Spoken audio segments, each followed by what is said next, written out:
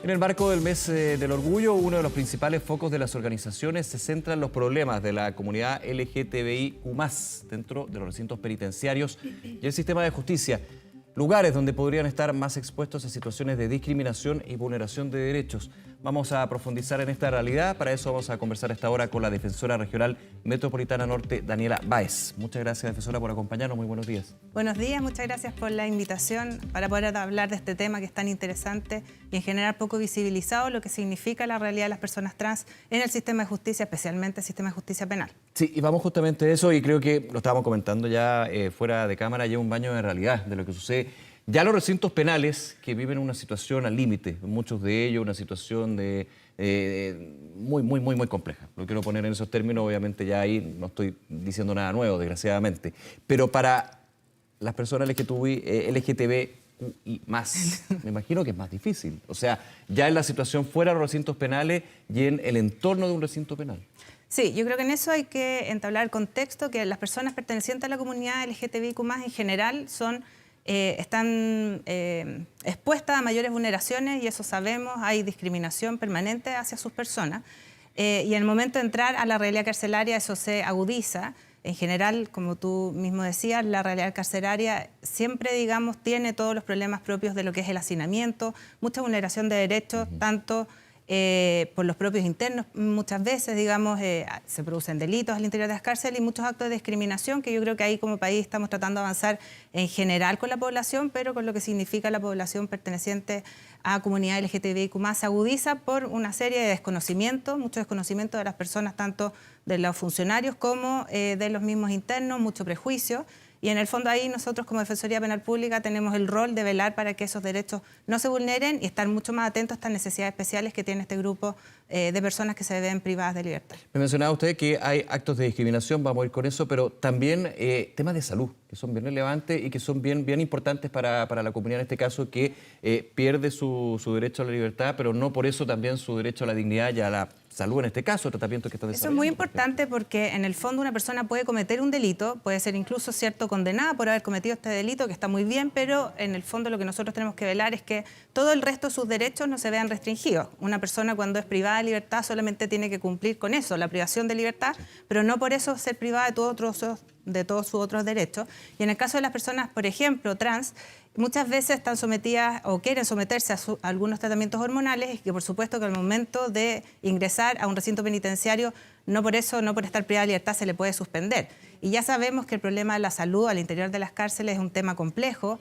Hay mucho, digamos, dificultades para acceder a todos los beneficios de salud, y por lo tanto una de nuestras funciones es poder velar para que esos tratamientos, por ejemplo, no se suspendan, que eso tiene que hacer una acción mancomunada de la Defensoría con Gendarmería y también con la red de salud asistencial en el exterior.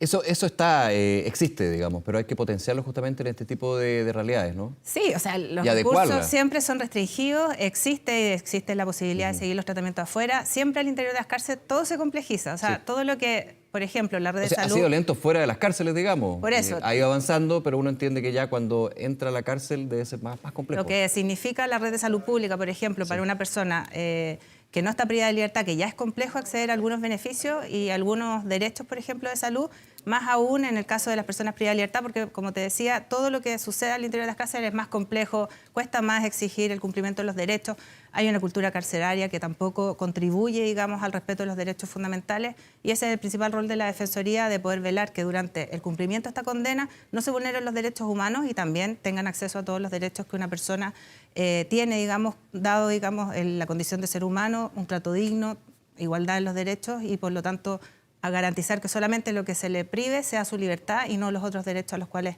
debe tener acceso. Ahora, vuelvo al punto, discriminación, vulneración de derechos fundamentales en este caso, pasando también por el de la salud. ¿Cuál es el balance que hacen desde la Defensoría y desde el sistema penal en ese sentido?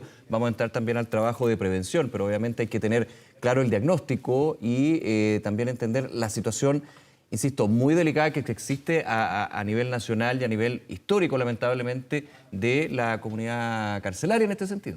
Sí, el diagnóstico de lo que significa la realidad de las cárceles siempre ha estado, digamos, relevado por el Instituto Nacional de Derechos Humanos, por nosotros mismos como institución, es muy precario, tenemos situaciones de hacinamiento, restricciones, por ejemplo, en algunas cárceles de agua. O sea, tenemos realmente problemas de salud, problemas sanitarios. O sea, es un tema, digamos, bastante grave en el caso de las personas LGTBI, trayéndolas más al tema, digamos, que estamos hoy en día por el mes de la diversidad. El diagnóstico en el sistema de justicia penal es que, así como son afectas a ciertas discriminaciones en su vida diaria, también lo son cuando quieren acceder a la justicia. Y esa es la preocupación de la Defensoría, de relevar la importancia de que personas pertenecientes al grupo LGTBI no sean discriminadas por su identidad de género o por su orientación sexual, y en el fondo tengan el mismo derecho al acceder a la justicia que cualquier otra persona, y eso es garantizar, digamos, los derechos que tienen durante todo lo que es el proceso penal. Justamente, defensora, cuando se ha hablado muchísimo y también se ha ido implementando el enfoque de género en el sistema judicial. Eso también... Eso va muy de la mano. Nosotros, como Defensoría, hemos avanzado harto en la materia. Hemos tenido una agenda de género ya desde el 2018, diría, permanente, incluso antes que se dictara la ley de identidad de género en nuestro país. Tenemos defensa con enfoque de género, defensa especializada. En el caso, por ejemplo, de las personas privadas de libertad, al menos en nuestra Defensoría Regional también tenemos defensores especializados para personas LGTBIQ+, aquellas que están cumpliendo una pena privativa de libertad.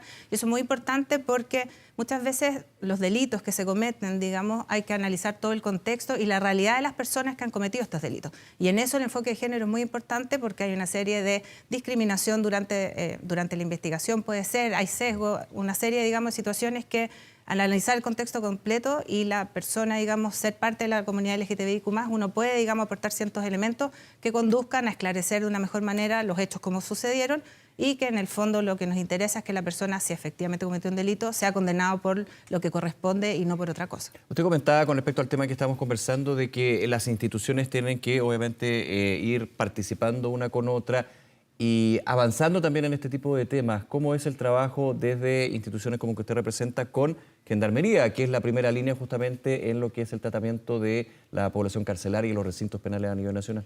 Yo diría que nosotros hemos ido avanzando en una permanente relación de coordinación. Estamos permanentemente reuniéndonos para efectos de revisar una serie de temas que se producen en el día a día, ¿cierto? Y en esta materia en específico, en mayo recién pasado, a iniciativa de nosotros como Defensoría Penal Pública, hemos constituido una mesa técnica de trabajo en donde están participando todas las instituciones del sistema de justicia penal, en lo que es el Centro de Justicia de Santiago, Fiscalías Regionales, Gendarmería de Chile, Poder Judicial, los tribunales y la Defensoría Penal Pública, a efectos de poder coordinarnos como instituciones, que somos parte del mismo sistema, para ver en el fondo todas las posibles situaciones en donde una persona perteneciente a una comunidad LGTBIQ+, puede verse afecta a alguna discriminación, y abordarlas como instituciones, porque en el fondo nos sirve de mucho que una sola institución, por ejemplo la Defensoría Penal Pública, avance en capacitaciones, en conocimiento, en abordar la temática desde un punto de vista de la dignidad de las personas, un trato igualitario, si el resto de las instituciones no lo hace. Por lo tanto, nuestro interés es motivar para que todo el sistema enfrente la materia, digamos, en conjunto, y vayamos haciendo, digamos, acciones coordinadas para poder tener un mejor acceso a la justicia de todas las personas. Son distintos eslabones y quería quedar un paréntesis, digamos, pero dentro del tema y que se aborda en todos los casos, en todas las áreas también, con respecto, por ejemplo, a las medidas cautelares, las prisiones preventivas. Hay una gran discusión ahí, no me quiero meter al fondo, pero sí también enfocando en esto. Usted dice, aquí hay una mesa también con el Poder Judicial, con los tribunales, con las fiscalías, con el Ministerio Público. Se ha abordado también desde ese punto de vista muchas prisiones preventivas o medidas cautelares que podrían ser de otro tipo, dependiendo, por supuesto, del caso y la realidad que se vive en el delito. Sí, mira, a nivel nacional existe una mesa de coordinación del sistema de justicia penal en donde el tema de la prisión preventiva se ha abordado latamente. Es un tema complejo, no pacífico, sabemos, ¿cierto? Sí, claro. Y nosotros en general como Defensoría Penal Pública hemos insistido en que había un excesivo uso de la prisión preventiva. Muchas veces se justifica la prisión preventiva, pero otras veces uno al ver el tipo de delito uno podría pensar cómo como Estado podríamos responder de una mejor manera, porque sabemos que una persona que ingresa a la cárcel luego, al enfrentarse en toda la realidad carcelaria, la probabilidad de reinserción luego es mucho más difícil. Por lo tanto, en eso nosotros hemos instado harto como institución de intentar, digamos, analizar desde un punto de vista técnico el cómo, digamos, no hacer un uso abusivo de la prisión preventiva, pero tiene varias aristas, es complejo el tema. Y bueno, y en eso también, digamos, se trata de ver a nivel de coordinación, pero eso es más aún complicado porque en realidad depende del caso a caso, que ahí ya entramos en lo que es un debate en la audiencia. Por último, la prevención. Hablamos de las distintas organizaciones, defensora. ¿Cuál es también la mirada en términos del diagnóstico, pero por sobre todo de las eventuales soluciones o medidas que se pueden tomar o ya se están tomando también sobre lo que estábamos comentando?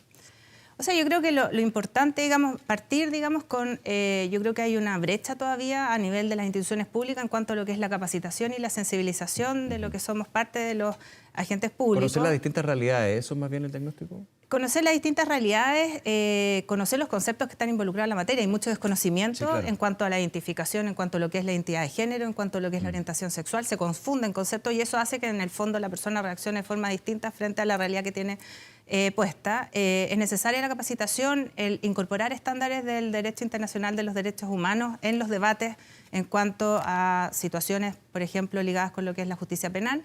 Y yo creo que siempre es importante una mayor coordinación de los distintos agentes. En el fondo, esto no se va a solucionar solo porque el sistema de justicia penal, por ejemplo, actúe de una forma más coordinada y con un mayor compromiso en cuanto a la dignidad, sino que tiene que haber una mayor coordinación de todas las instituciones públicas, que es lo que efectivamente hoy en día se está haciendo para avanzar en que personas pertenecientes a la comunidad LGTBIQ+, por tener una identidad de género de una determinada identidad de género, una determinada orientación sexual, no sufran discriminación en el acceso a los derechos que en realidad debieran ser iguales para todos y todas. De todas maneras, Daniela Báez, defensora regional metropolitana norte, muchísimas gracias nuevamente por acompañarnos. Muchas gracias por la invitación de poder hablar de estos temas que muchas veces, digamos, están bien invisibilizados. Esa es la idea. Muchas gracias. Gracias.